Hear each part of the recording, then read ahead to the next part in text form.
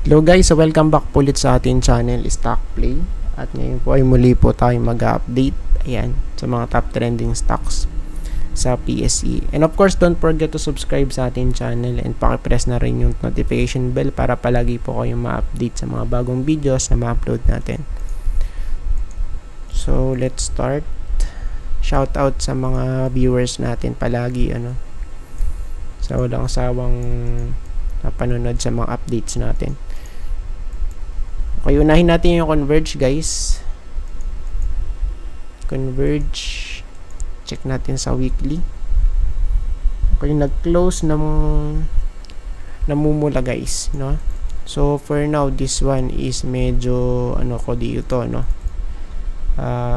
For now medyo bearish because kung titingnan natin na red siya. So unless na lang kung mag-stay pa rito yan sa mga susunod na linggo, no? Pero if ever man na na bumagsak, so tingnan natin kung mag-hold sa may 10 point something dito, no?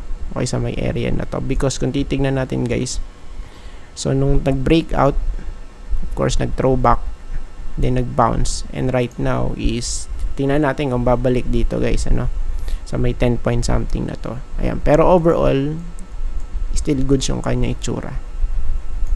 Ayan. Then sa daily, so pagka sinilip natin to, tingnan natin kasi medyo mukhang pabaloktot oh. Ayan, then yung 200 so far so good naman, pero since nasa nandun sa may resistance kasi kung hindi magi-stay at malalaglag, ayan, so possible sa 10.3, ayan, sa may support, ayan, sa may green box guys. So yung next natin is JGS. Check natin sa weekly muna tayo. Still the same pa rin, still nasa support. Ayan, pero kung yung mismong pattern yung pagbabasihan natin, lower high, lower low, ayan lower high tapos lower low, so it means isa lang bearish pagka ganyan yung setup. Ayan, and yung next support for this one 23 na, ayan, sa may green box na to. Ayan, pagka di nag-hold, so next dito possible 23 for JGS. Then sa natin sa daily chart,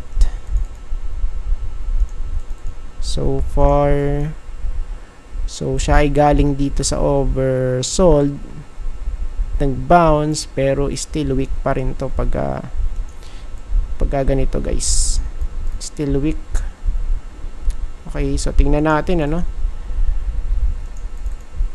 let's see guys, for this one.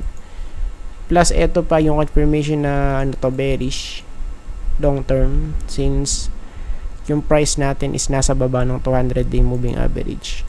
Yung red line na to guys, sobrang layo diba? Kung i-compare natin sa iba yan, like kay Globe, kay Tel, so malayong malayo yung itsura, no? Next natin MEG. For MEG guys, let's see. Okay, so medyo nagrally naman to dito sa may resistance, pero still kung titingnan natin, diba? So wala pa rin to and even though na magrally hanggang dito sa 1.9, na still pa rin to guys. Kung titignan natin, looks bearish pa rin, no? Ayan, so unless na lang kung makapanik dito sa may DOS. Okay, so medyo, no? Then sa daily, check natin, overbought dito guys. Okay, so overbought, Then dito, hindi pa naman ganong kataasan ng 55. So wala pang 60 yung kanyang RSI value. Then yung 200, ayan. So ito yung sinasabi natin, may confirmation dun sa may DOS, malapit dun ano. Ayan sa 1.9. And kung makakapanik nga dun, edi much better, no? And so far naman, still, kung magbe-breakout to, since nasa resistance, pwedeng ano dito mag-retest sa may ano next resistance 1.9 to 2, no? For MEG. Ayan. Pero overall, for me, still bearish to. Ayan.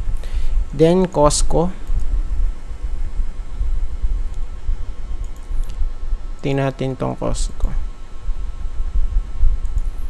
Okay, ano ba nangyari dito? Costco guys, still nasa support. Ayan, pero kung titignan natin, ayan, so medyo sideways siya ngayon, ano? Tapos, breakout. So far, sideways. Ayan, kung titignan natin, from here, ayan. So, ayan siya, yo. Then, laglag. Then, laglag. Recover. Then, laglag ulit. Bounce. Then, laglag. Okay. So, right now is medyo, ano siya, no? Ranging. And sana mag-hold. Ayan. So, for me, magiging bullish ako rito pag nakapanik sa 5.4. Or sabihin natin sa 5.5, no? Ayan. Ayan, kasi sa part na to, still pwede pa rin tumalaglag sa baba, eh. Kung hindi mag-hold dito sa may support niya, malapit sa 4.5. Yan, sa may green box, guys. Plus, meron tayong trend line sa diagonal. So, ito yun. Okay. Then, sa daily, check natin sa daily, guys. So, sa part na to, hindi pa oversold. Plus, yung kanyang stochastic is hindi pa rin oversold. So, may chance na malaglag dun sa may support natin right now, ano? Ayan. So, meaning, let's wait muna dito. Ayan, kasi ano still pwede pa rin malaglag at bumalik dun sa may trend line natin, sa baba ng trend line. Plus, may channel tayo dito, guys. Ayan, so channel kasi ito, o, diba? So, channel, guys. Ayan, then, next natin dito. Okay, so punta tayo sa weekly. Check natin. So, sa weekly, for dito, still nasa loob pa rin ng support. Ayan. So, malapit sa DOS, nag-close sa 1.99. Pero for me, tingnan natin, ano? Kung mag-hold. Ayan. Kasi kung mag-hold, edi pwedeng, ano to, no? Mag-rally as high as 2.07 to 2.23. So, at least doon, guys, ano? Since over, ano naman na tayo dito, So, oversold na tayo dito. Yan. Kung mag-hold, guys. Kasi kung hindi mag-hold to, so, possible next stop sa 1.78 at least. Ayan, sa may green box na to. Ayan, sa may green box, guys, no? Ayan. Then, sa daily, check natin. Sa daily,